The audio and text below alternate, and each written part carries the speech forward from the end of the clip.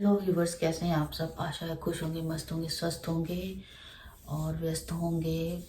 मेरे तो आज यहाँ पे मॉर्निंग हुई थी और उधर रात हो गई होगी, तो पता नहीं कब वहाँ पे वीडियो लाइव डाला गया है। और सुबह उठते ही मेरा तो देख के दिल ही ख़राब हो गया है। तो कुछ लोग जो हैं वो यूट्यूब पर से निगेटिविटी कभी ख़त्म होने देंगे ही नहीं। और बस मैं तो ये कहना चाहती हूँ कि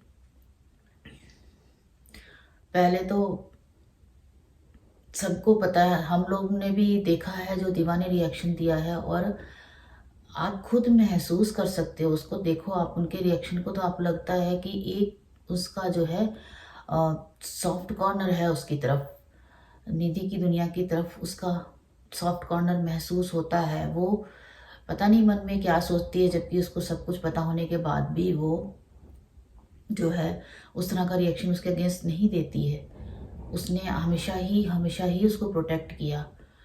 और बाकी जब उसके सपोर्टर्स, अभी जो निधि के सपोर्टर्स हैं, वो जाके इधर उधर लोगों को बददुआ देते हैं, गलत बोलते हैं, तो उसके लिए उसने रिएक्शन दिया था कि उसको रोक लो। थोड़ा सा एक हल्की सी डोज देनी ज़रूरी थी, क्योंकि आप गंद बकते जाओगे यूट्यूब के ऊपर, और आप तो लोगों को फोर्स कर रहे हो कि लोग रिएक्शन दें। अच्छे खासे लोग चैनल चला के अपना व्लॉग्स बना के कोशिश कर रहे हैं कि ग्रो करने की, पर इस तरह की बातें सुन के नहीं रहा जाता है।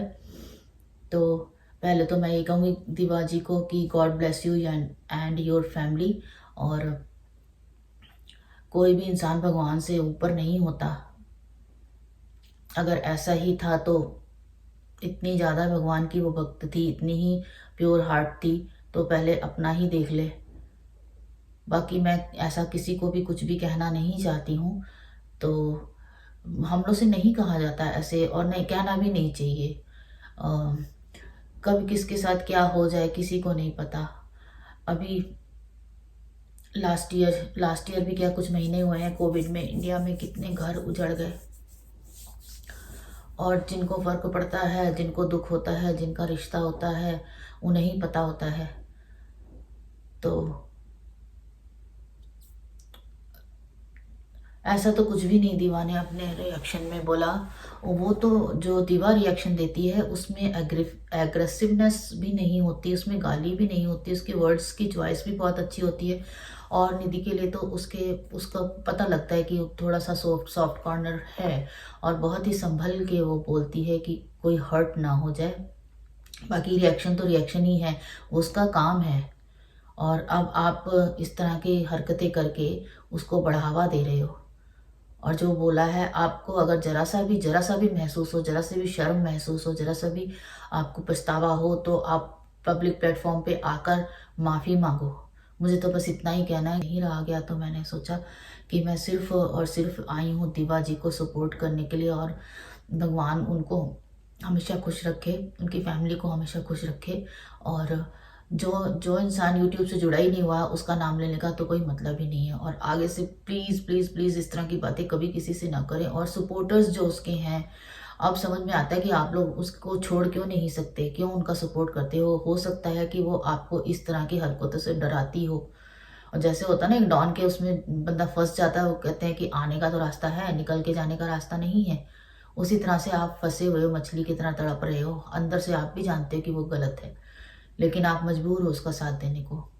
उसके जाल में से निकलो, और थोड़ा सा उसको भी समझाओ। उसको कुछ मेंटल प्रॉब्लम है, मेडिकल हेल्प की ज़रूरत है, तो आप प्लीज़ डॉक्टर को दिखाएं और डिप्रेशन में से बाहर आएं, और छोटे बच्चे को के ऊपर ध्यान दें।